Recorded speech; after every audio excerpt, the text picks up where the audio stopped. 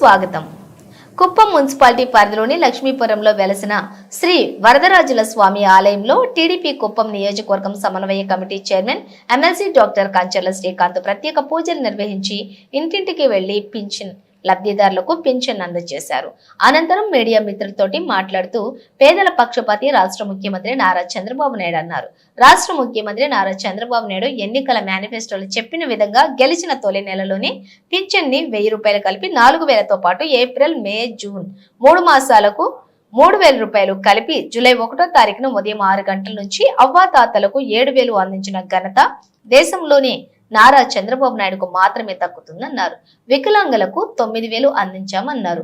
అవ్వాతాతలకు పింఛన్ ప్రారంభించింది నందమూరి తారక రామారావు అని గుర్తు చేశారు. గత ప్రభుత్వం పింఛన్ 3000 చేస్తానని చెప్పిన వైసీపీ 5 ఏళ్లకు 1000 పెంచారన్నారు.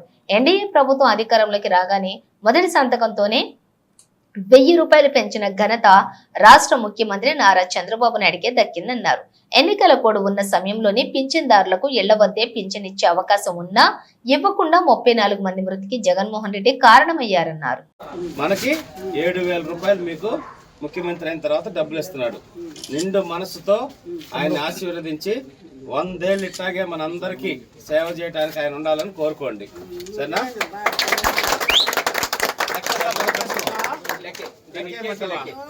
ఇదో 1 2 3 4 5 6 7 8 9 10 11 12 13 14 500 రూపాయల నోట్లు 14 అంటే 7000 రూపాయలు చంద్రబాబు నాయుడు గారు మీ ఇంటికి పంపించారు.